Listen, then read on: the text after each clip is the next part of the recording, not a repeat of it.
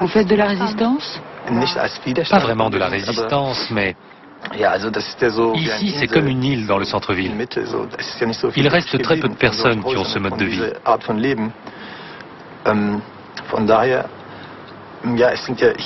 Regardez autour de vous. À 50 mètres, il y a 6 ou 7 galeries d'art postmoderne. Mais je n'ai jamais été dans ces galeries, ni dans ces restaurants snobs où on mange japonais. Je n'ai jamais goûté de sushi, et je n'en ai aucune envie. Ali ne mangera pas de sushi en compagnie de Pierre-Georges, Judith et Andreas. Il n'ira sans doute pas dans un concept store et ne fréquentera pas la future galerie que les architectes sont chargés d'aménager. Ça, c'est le bâtiment qui va accueillir en fait principalement des galeries. Donc on va voir 2 ou 3 étages de galeries. On a 4500, 5000 mètres carrés. Donc ça fait combien le mètre carré?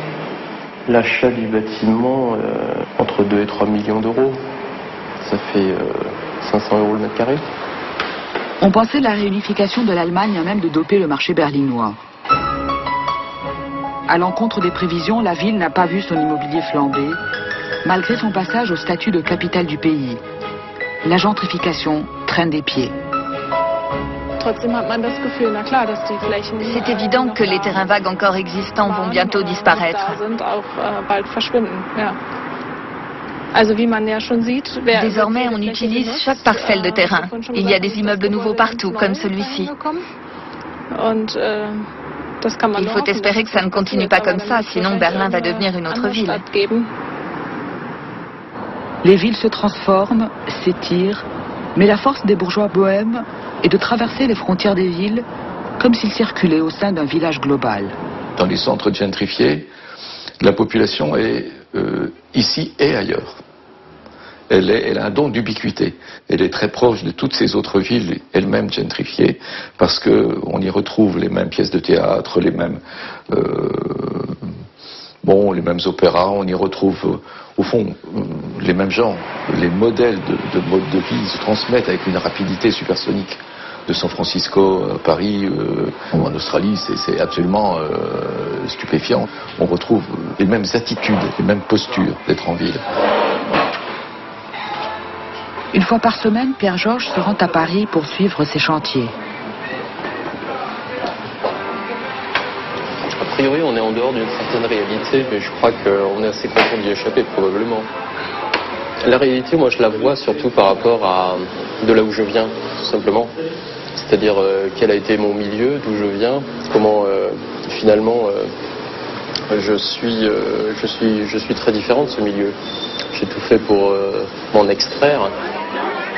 S'extraire d'un milieu ouvrier où l'on travaille avec les mains pour passer à un autre où l'on manipule des symboles. C'est l'exposition sur les frites. Donc ça c'est un sujet très beau. C'est quoi la problématique de la frite? La frite, ça peut être, c'est ringard, mais c'est bon. Donc en fait il y a le mélange de, c'est pas bon pour la santé, mais on aime bien. C'est ringard, c'est pas beau, mais ça fait on adore manger ça. Je crois qu'il y a quelque chose comme ça. Et il y a un livre qui a été publié. Et en fait, c'est des témoignages des gens qui parlent de leurs expériences avec les frites. Une chose que j'ai remarqué, ça attire personne du quartier.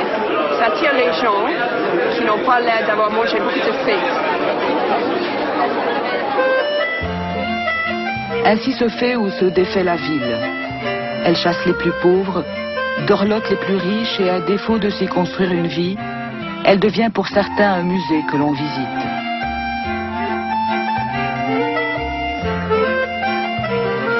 Il y a des groupes le week-end qui visitent Belleville parce que c'est mignon, la vue. Et souvent ils passent devant quand je travaille, parce que je travaille le week-end, parce que je suis pas un bobo. Et ils me regardent en train de travailler dans la vitrine et j'ai l'impression d'être un peu comme si je suis dans une cage. Angénique est chargée de faire visiter Belleville. Toutes les semaines, elle emmène des groupes de touristes ou même de Parisiens à travers les rues de l'un des derniers quartiers populaires de la capitale. J'ai des choses qui m'énervent parce que j'ai connu des gens qui n'habitent plus le quartier. Avant Belleville, c'était un quartier populaire. Ça a été toujours un quartier populaire. Tout le monde voulait dormir dans les maisons haussmanniennes. Pourquoi maintenant venir acheter dans les quartiers pour faire fuir les pauvres personnes? Haussmann, il travaille dans les centres de Paris, il n'est pas arrivé à Belleville, parce que Belleville, ça doit rester comme ça. C'est les ouvriers qui doivent y habiter. Et puis nous, les pauvres, nous, les immigrés, c'est bien de rester dans nos quartiers, ne venez pas chez nous. Ben voilà, c'est vrai. Grand message de tolérance.